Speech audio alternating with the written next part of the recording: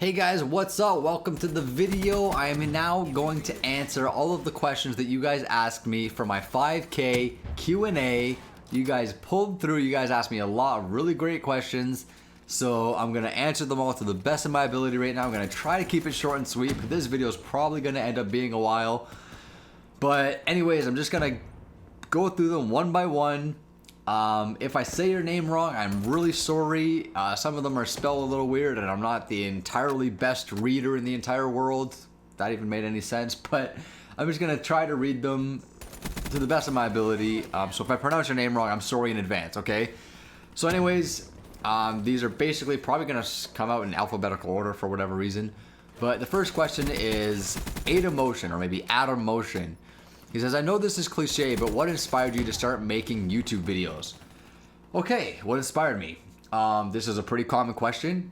Basically, I've had this channel for a while now. I think I started this channel back in like 2009, and I was just basically uploading random stuff, nothing too serious. I did the whole, camera on the tripod facing the TV. When I was recording old school like Modern Warfare 2 gameplay, I used to make montages, but that wasn't really for YouTube. That was really more for me editing. I liked editing. I liked, putting videos together and stuff like that. But what really inspired me to start making YouTube videos as a regular hobby, as like a daily hobby, and something that I wanted to take seriously, was when I started doing emblems in Black Ops 2, because I was getting messages from people in game saying like, dude, you need to put tutorials up. Like, you need to put your work on YouTube. Like, people would be all over that shit. And then when I started putting them on YouTube, I started getting comments from more people like, wow, that's awesome. Oh, that's really great. You do great stuff. I can't believe that. I'm subscribing to you now, blah, blah, blah. And I started realizing that people actually like what I do. They like my art. They like my style. They like my content. And that there's actually an audience for this. There's a demand for this. So I started thinking, you know what? This is going to be my thing. I'm going to be in a Call of Duty emblem channel. So I started doing the emblems, and of course I was doing the commentaries in between, and also other videos like some how-tos here and there when I figured out things and whatnot. But basically the inspiration came from feedback. It came from people telling me that they want to see my stuff. They want to see my content. So that right there inspired me to just do it. So that's how it got going. Good question. Next we got Amai Rex. What is your proudest emblem that you have ever made, and will you continue to make sick emblems? Well, to answer the second part of that question pretty easily, yes, I will continue to make quote-unquote sick emblems. I really like making them. People like looking at them. So yeah, there's no reason for me to stop. But the proudest emblem I've ever made, this is definitely not an easy question.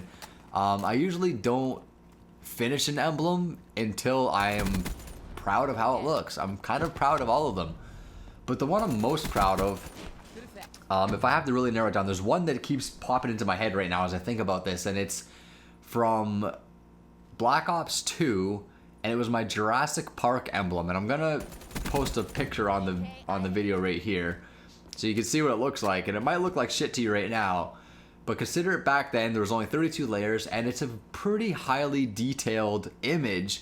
There's a lot of stuff going on in the image, and I think I did a pretty decent job pulling it off. If you look at anybody else's Jurassic Park emblems, if you can even find any, you will be hard-pressed to find the amount of detail and the same level of accuracy that I got in mine. But either way, regardless, even if you could find one that's better than mine, I'm still very proud of how this turned out. I worked really hard on it. It was really, really difficult to find the shapes to just make this all come together. So I would probably have to say that this is my proudest emblem that I've ever made. Archie Levat, why did you start YouTube, and which YouTuber do you watch the most? Well, I already kind of answered why I started YouTube, but the YouTuber I watch the most is probably Drifter. I've been a Drifter fan since, when did I start watching Drifter? This was probably back in Black Ops 1 days, maybe Modern Warfare 2. I don't know, somewhere back around that time, but I've been watching Drifter for quite a while now. I just find it to be very educational, in the sense where, I actually learn things from watching him, and I'm the kind of player I like to use a variety of perks, a variety of attachments, a variety of guns, and all that stuff. So watching Drifter's channel, I really get a good sense from his in-depth series of, what guns work with what, maps, and what attachments, and what perks, and all that stuff. how they all kind of gel together, and I can kind of figure that stuff out on my own. But the thing Drifter does is he gives cold hard numbers and cold hard facts that, you know, if I really wanted to, I could find out myself, but he does all the legwork for me. So I watch his video, get all the information, and then bam, I'm more knowledgeable just like that. So Drifter's probably been the most beneficial YouTuber for me to watch over the past several years. And as far as my view time goes, I've probably spent most time watching his videos because of that. So yeah, that's that. Next question. Ashton Fessy, how do you get the image of the layers you need for your emblems? Not sure what that means. Okay, I think what he means is how do I choose which shapes I need to make the image that I'm trying to make. I think that's what he means. Basically, how I do that, there's kind of a whole process that's involved, but to put it simply, I kind of just imagine it. Like I'll basically take, like I'll use a very, very simple example here. Like if I was gonna make Bart Simpson or Homer, one of the Simpsons, doesn't matter. I know that for the eyes, I need circles, and I know there's a circle shape.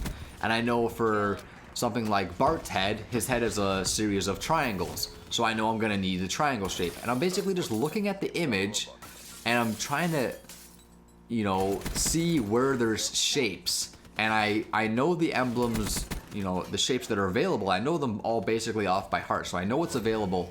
So when I look at an image that I want to make, I can sort of envision it as if it's made out of the shapes that are available. If that makes any sense. I hope that makes sense, but that's kind of how I do it. So I kind of just imagine the whole thing in my head first, and then I start putting it together in the actual emblem creator. And sometimes it goes up over well. Sometimes I have to kind of change things or try things. There's a lot of trial and error that goes into it too. So it's not just like, when you guys watch my tutorials, you guys see me like one shape after another, like basically like flawless, right? Like bam, bam, bam, bam, layers 1 through 64 done. It's not like that when I actually make it. There's a lot of trial and error. There's a lot of thought process that goes into it. It's definitely not an easy thing. Even though I make it look easy, it's not that easy. Next we got Blue Sanders. He wants to know if I'm Canadian. Yes, Blue, I am Canadian. Proud fucking Canadian.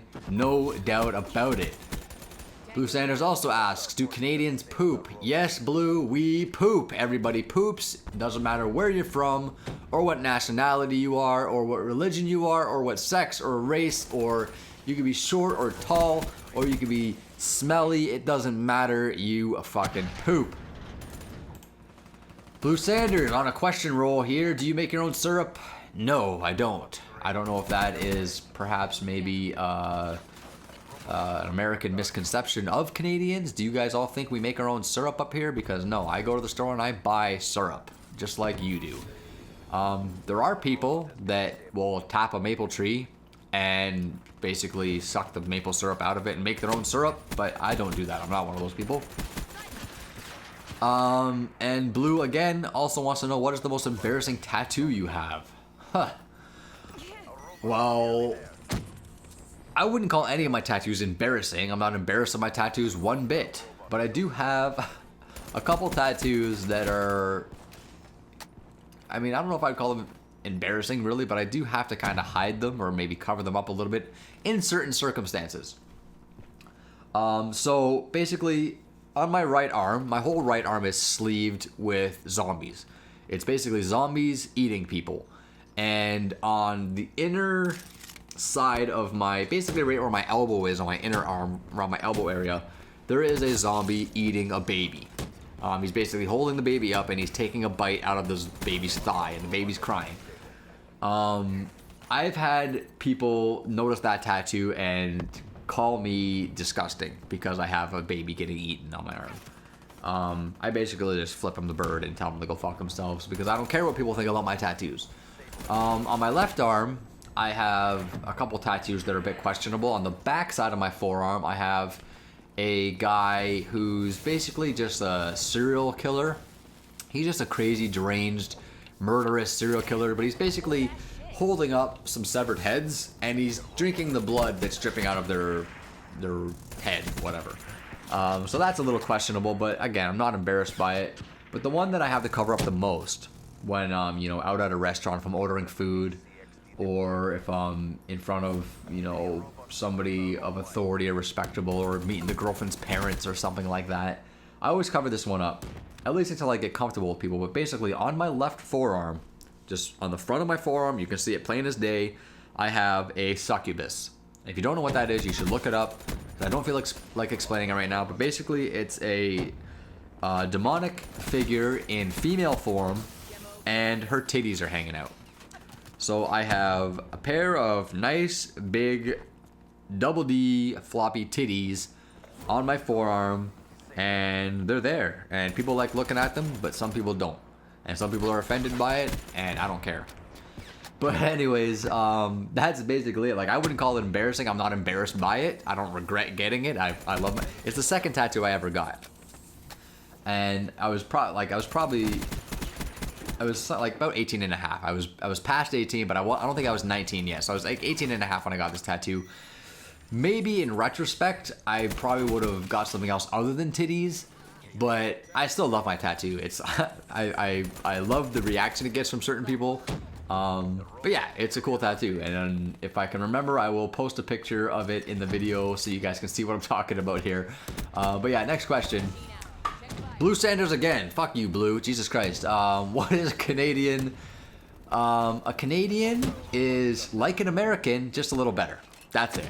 That's what a Canadian is. It's like an American, just a little bit better. To answer your question, I know I'm probably gonna get some hate, maybe some dislikes for that answer, but hey, you guys should give Blue the hate. He's the one I asked. All right, I'm just answering.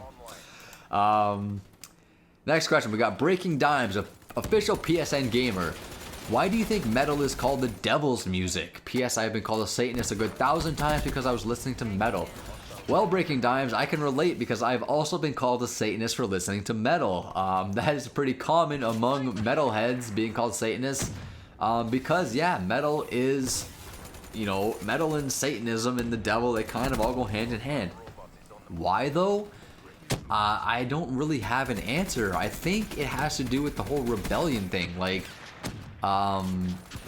just siding with the devil and siding with evil and everything bad is just rebellious, and it goes against what, you know, society wants you to do and society thinks you should do, and conformity and all that stuff. And metal music is against that. It's about just living how you want to live and being free and being yourself and expressing yourself, and not, you know, living to society's standards just because they want you to be a certain way. So I think the whole rebellious side of music, of metal music, adopted Satanism as sort of its unofficial mascot, I guess you could say, because of the whole rebellious nature of both Satanism and metal music. So I think they kind of just go hand in hand, and a lot of metal bands adopted the Satanism imagery and lyrics and stuff like that. So I just think it's all about rebelling. That's all. It's basically, that's what it boils down to. So that's it. That is what it is. Breaking Dimes has another question. What pisses you off the most about the COD community? Fuck. Easy fucking answer. Campers. Fucking hate campers. Man, I'm getting pissed off just answering this question for real. Seriously, since Modern Warfare was the first Call of Duty that I started playing online. I played all the other Call of Duties before that, but I never played COD 3 online. But since Modern Warfare, all the way up until now, campers have been the biggest piss off for me in the game series. Especially in the later Call of Duties, because back in like Modern Warfare, World at War, even Modern Warfare 2, campers were much easier to spot because the levels, the maps weren't as detailed. There wasn't as much clutter, there wasn't as much, you know, shit going on. But now, like in games like Advanced Warfare, even in Ghosts, and now especially in Black Ops 3, the maps are so detailed that people can literally just stand against a wall, and unless you're really looking for them, you can run right past them and not even notice them. And I fucking hate that. I hate the fact that they have that advantage, that they, by sitting still, they basically have an advantage in camouflage.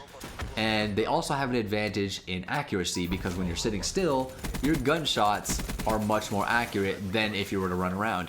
And since these games, in my opinion, and I'm pretty sure many would agree, these games are meant to be played running. They're fast-paced games, especially Black Ops 3. The entire movement mechanic of Black Ops 3 is supposed to entice you to move around. So when people are just standing there or just sitting there or they're prone or in a corner or whatever, and I'm running around trying to be all action like fucking Rambo and shit, and this guy that's sitting in a corner just wastes me, like, my fun's killed. My fun's dead just because this guy decides to sit in a corner.